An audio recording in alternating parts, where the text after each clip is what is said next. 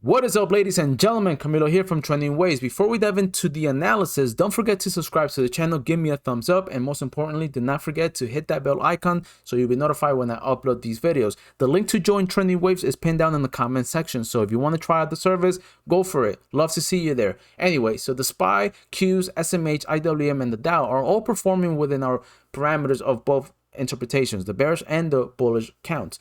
All right, except with the SMH closing in the red territory.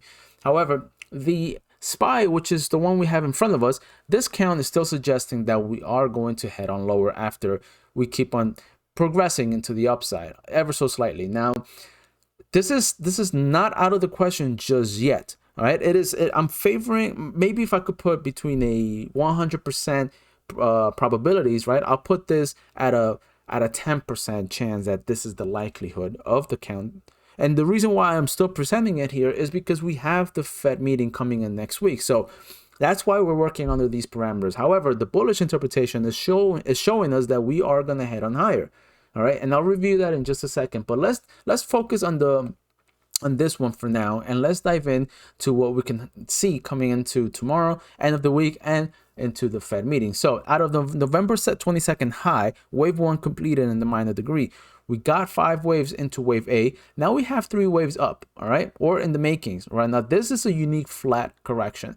Now one of the things that we can see or know if this is not the case, all right, if this correction is not what it looks like, or it's not the flat and is in fact the bullish count, is by perhaps understanding that if we take a measure move, right, from the A to the B wave to measure the C wave, right, on the flat correction. Mind you, why I'm calling it flat? Okay, so the B wave took out the low wave A, and the C wave took out the higher wave A. So that's a flat correction. All right, let's just get that out of the way. So there's 2 things here that I'm not favoring for this count. One is that we have an acceleration gap, and 2 is that we are way extended on the C wave.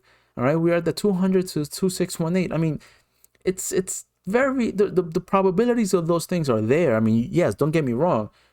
There are cases that we've seen this happen, but come on, it's an impulsive structure, all right, and it's very vertical and whatever. So, but for now, we'll leave it here.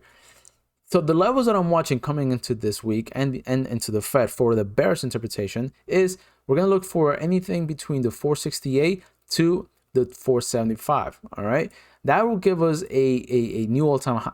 Excuse me, that will give us a new all-time high, and then we're going to roll over into the wave 2. Now, if we continue, and this is in fact the count, we're going to know if we're wrong. Why? Because this initial A wave of wave C, or wave 1 of wave C rather, is going to be very, very aggressive. And we'll know anything here, like if tomorrow or before the Fed we start seeing an aggressive sell-off, then yeah, that is likely the case that we are in the wave 2. So this would have been A, right? A, B, and C, which is not out of the question, as I mentioned. But for now, we're going to shelve this and just review it, a day at a time, and understand that this is still a possibility.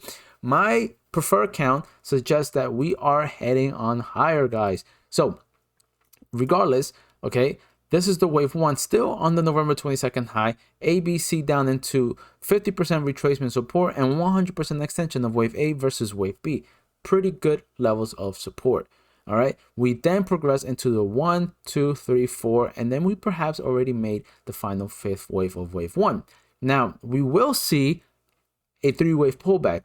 All right, now how this differs from our bearish interpretation is that whereas when we get this pullback, if and when rather, all right, we'll see it just progressing slow down and very shallow, perhaps down towards the 23.6. Unlikely that it'll go down deep towards the 38.2.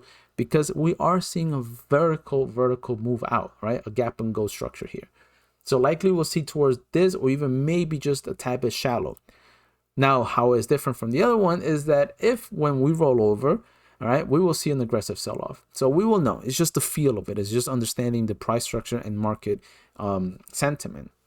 Okay, so we will find support here towards the 465.09 and the 462.04, perhaps, just maybe filling this gap, and then we go on the 3rd wave. All right, guys, so keep that in mind.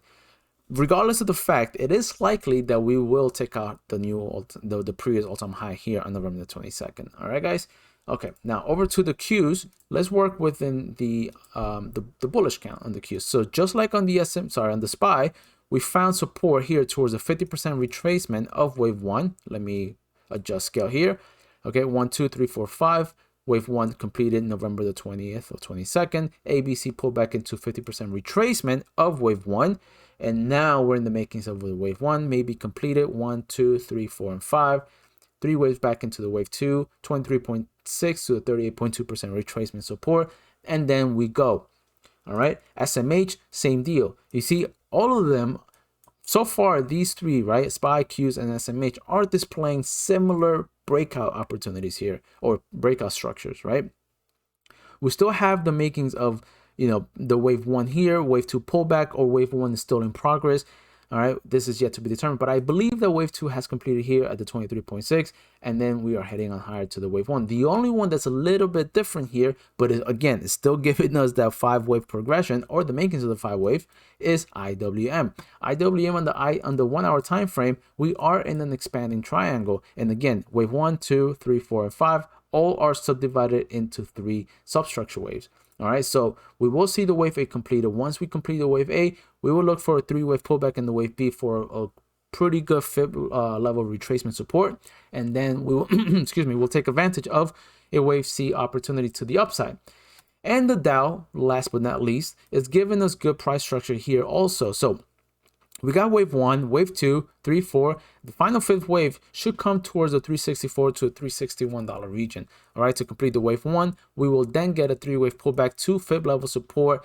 Once this is complete, we'll take a retracement level and we'll see those pullback areas that we could take advantage for a trade opportunity on value. All right, guys. So that is it for me tonight. I know this was quick, but keep in mind that we are still not out of the woods just yet, but almost there. All right, guys, be patient. Love you all. Take good care. See you guys tomorrow. Bye-bye.